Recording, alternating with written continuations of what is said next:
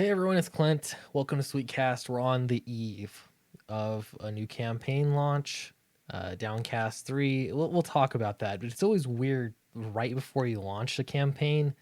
It's just this definitely calm before the storm feeling. So I'm going to be doing a lot of streaming, a lot of live streaming, uh, and a lot of it I'm going to be trying to do on my own channel. I'm going to be trying to do a lot of email marketing, and I'm even looking into some Facebook marketing, possibly. We'll see, but I just want to. I don't know. I just want to see how I can do. This is the third book in a series, and I've long said and I've believed that if you continue to make a series and build up an IP, then that can only be a good thing. All of the great properties that you love, that you've heard of, uh, that have stood the test of time, they've all been series, or at least enough that you can sink your teeth into it, as opposed to just a one shot. Having said that, obviously there are graphic novels that have done well and stood the test of time. Anyway, so I'll get into a little bit more of that. Again, tomorrow is day one. I want to show you this though. This was Paul Tobin. What does he do? Multi-Eisner award-winning author of Bandit, Bunny Mask, Colder, Plants vs Zombies, Genius Factory, Rassel Castle. All right, okay. I've never heard of him, but he gave this interesting anecdote on Twitter. He said one of the most pained faces I've seen at a convention was from a young boy, maybe 12, who bought a $50 variant cover, clearly all the money he had, from a creator he adored, and then asked the creator to sign it. Not for free, I won't, the creator told him, and meant it. He continues down here. Never seen anyone's shoulders slump all the way to the ground before. That's a painful story. That instance. There are a few problems that contribute to this. At the same time you hear stories like this, I hear stories of creators that they're just not even able to put food on the table. They know that they can't have children if they want. They can't have their career and also have kids. They can't ever own a home and also work in their in comics. You can't do both. I mean, in my opinion, you could just do comics part-time. But let's think for a moment. I've had a lot of people say, "Hey, crowdfunded comics, really, the only reason that crowdfunded comics are doing so well is because you're charging so much. So if you're charging $20 or $25 for a book, then if you did that through the direct market, you would solve all the comic problems that there are. Everybody would be making tons of money. Life would be great." Well, this is an example of why that's just not true. There are very high priced comics all throughout the direct market, at conventions, all through quote unquote traditional means of selling comic books. They're extremely expensive. Now, would this 12-year-old kid, would he have had to have bought the $50 version? I'm sure he could have got a cheap $4 version of the book somewhere, depending on which book it was. He didn't have to buy the variant cover.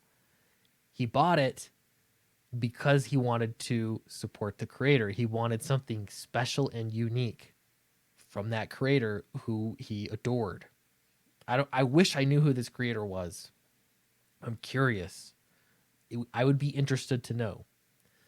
Um, at one hand, I understand why Stan Lee charged for his signature at conventions, because he, later in life, he wasn't making new books. He was just going to conventions. That was how you compensate him. Beyond that, I think most Stan Lee fans were grown adults that could afford to pay for a signature if they wanted it. When you're talking about newer creators that kids are interested in, how many kids are there that are really interested in comics? First off, when you have a kid that's interested in comics, this is broken. $50 for a single issue. I'm guessing it was either 22, maybe 32 pages long, but it wasn't about that. It was about the cover. It was about a collectible item, something special that connected this fan to a creator. So just astounding, astounding that this is how it works. But these are the conditions that the industry has created. I once saw, I couldn't find it. It was a couple days ago, maybe. I saw somebody post on Twitter, one of the creators of Hawkeye, in fact, and he said that the publisher failed him. They had a really great run on Hawkman. I've never read it. I heard good things about it. But people were not buying it because the publisher failed to sell it. This is another big part of the problem in why the industry is the way that it is. You have a publisher that, the way that they want to sell comics is to hire creators that sell comics. Creators want to make money by going to a publisher, working on characters and IP that will sell. Nobody wants to do the selling part.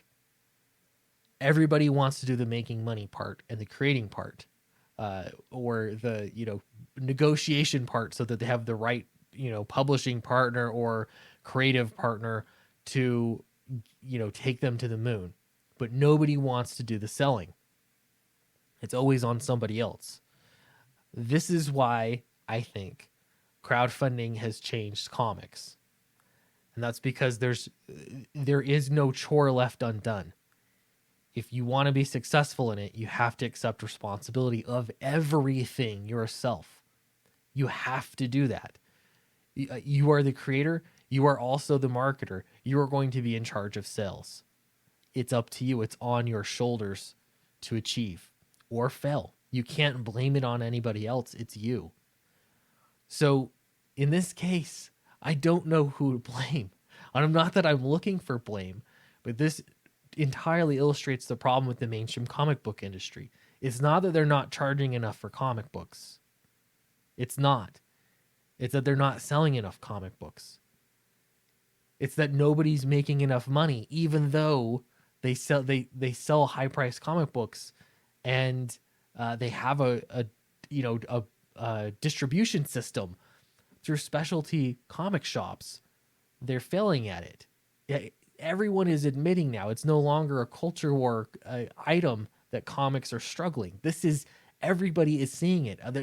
Only a few people that still have hopes of getting into the big two are, holding out hope that things are fantastic. Somebody has to accept responsibility to sell the comic books. And that is what is going to change things and make it easier for kids to get into comics. I 100% think that this situation could be made entirely better if the industry was healthier. I don't know how to make the existing industry healthier other than to compete with it. That's the only thing that really makes sense to me. But I do want to know what your comments are in the comment section below. Let me know. Wrong page here. I'm ready. I just need to push the button and this campaign is live. I've got the email all set up to go out to everybody on the mailing list. This is your last chance. I think probably tomorrow, first thing in the morning, I'm going to import all of the email addresses, everyone that has signed up for the mailing list and the pre-launch page. So they're all in one mailing list. And we're launching this tomorrow. I'm going to do a live stream, and I think it should be fun. I want to make this fun. Ultimately, this is your decision. Anybody that is supporting this project, if you're supporting the concept of crowdfunding an initial book, getting it funded, distributing it so everybody gets that special version of the book, and then it going to a publisher like Alterna Comics to sell it for affordable prices for those 12-year-old kids out there that just want a copy, a signed copy of the book. This is a campaign to support. This is a model that I believe in and I think has a lot of potential to work for a lot of other books and creators. So if you support me, I really, really appreciate it. Again, more tomorrow. I want to talk about it, but I just sort of wanted to prime you a little bit. Anyway, thank you very much, and I'll see you tomorrow in our launch stream.